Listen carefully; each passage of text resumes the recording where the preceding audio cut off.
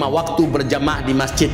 Dia berada di belakang shaf imam, dan takbiratul ihram yang pertama, Allahu Akbar, dia bisa mengikutinya, Allahu Akbar, berturut-turut 40 hari 40 malam, dari subuh sampai isya dia bisa seperti itu. Allah jamin dia selamat dari 2 hal. 1, dia selamat dari sifat munafik asghar, munafik akbar, sampai dia mati selamat, nggak akan pernah punya sifat munafik.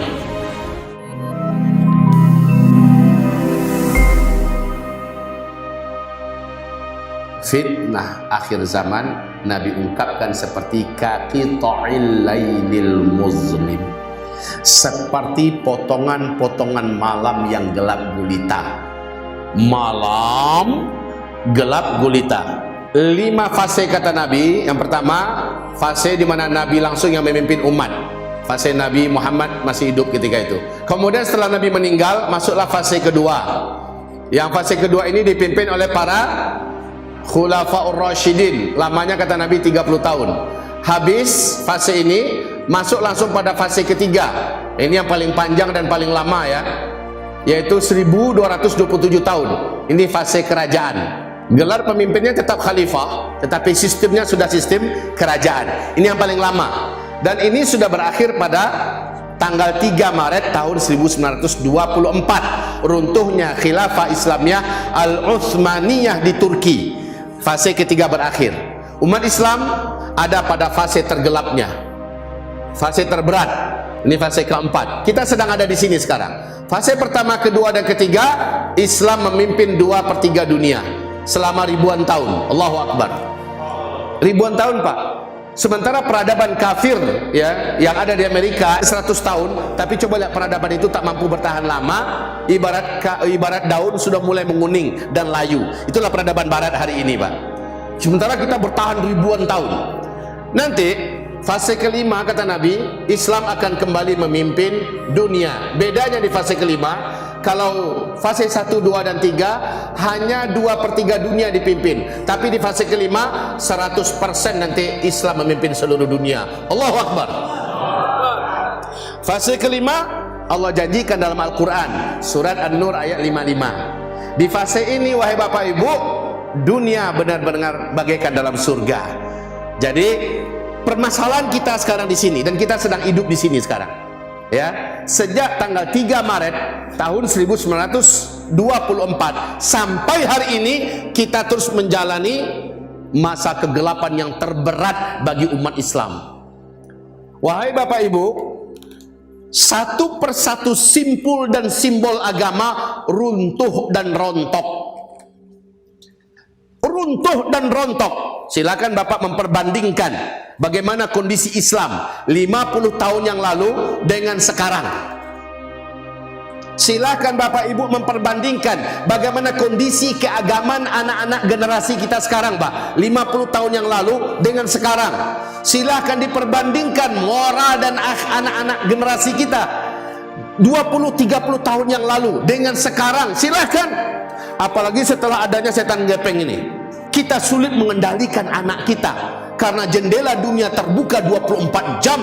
Mereka bisa bersatu dengan apapun yang berusaha merusak pemikiran mereka, merusak mental mereka, merusak keyakinan dan akidah mereka, merusak moral mereka. Sehingga pada hari ini LGBT paling padat, paling banyak kita dapati di seluruh dunia, termasuk di Jawa Barat ya, termasuk.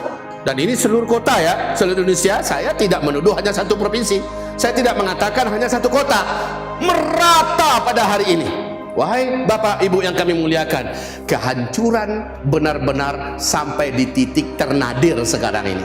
Makanya istilah Nabi Sallallahu Alaihi Wasallam, nah ini disebut dalam masa ini tanda besar kiamat yang pertama, tanda besar kiamat yang kedua, tanda besar kiamat yang ketiga dan keempat. Tanda besar kiamat pertama adalah bumi mengalami gelap gulita selama 40 hari 40 malam karena hantaman meteor dari ruang angkasa. Tanda besar kiamat yang kedua yaitu Dajjal muncul ya. Baru tanda besar kiamat yang ketiga Nabi Isa turun dari langit, dan tanda besar kiamat yang keempat Ya'juj dan Ma'juj pun Allah lepaskan. Begitu ceritanya. Fitnah Duhaimah itu, kata Rasulullah SAW, sejak runtuhnya khilafah Islamiyah sampai Dajjal keluar. Jadi kondisi keadaan Islam dan kaum muslimin di muka bumi secara merata mengalami penurunan yang fatal, yang parah, wahai Bapak Ibu, ya. Dan Nabi mengistilahkan fase keempat dengan sebutan beliau fitnah Duhaimah. Puncaknya adalah Dajjal muncul. Puncaknya adalah Dajjal muncul. Rasulullah berkata, ciri-ciri Dajjal sudah dekat sekali munculnya. Ciri-cirinya adalah zalim di mana-mana. Tidak ditemukan keadilan di mana-mana. Bohong di mana-mana. Dajjal itu sendiri sang maha pembohong. Dajjal, apa tidak Dajjal?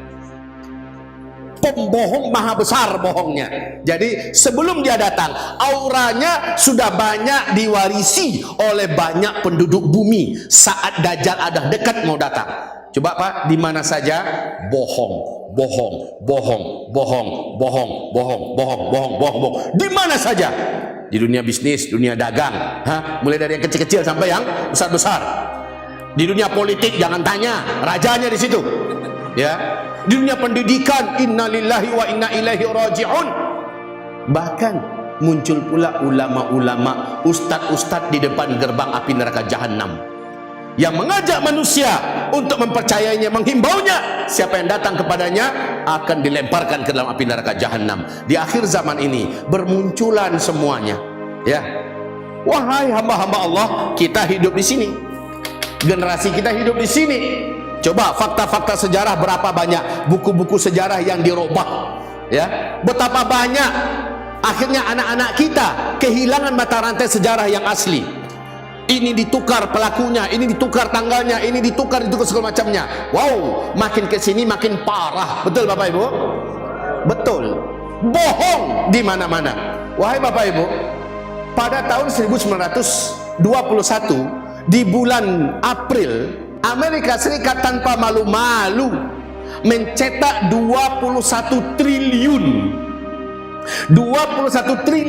dolar, ya, uang dolar dengan cetakan kertas itu, Pak. Padahal tidak ada underline-nya emas.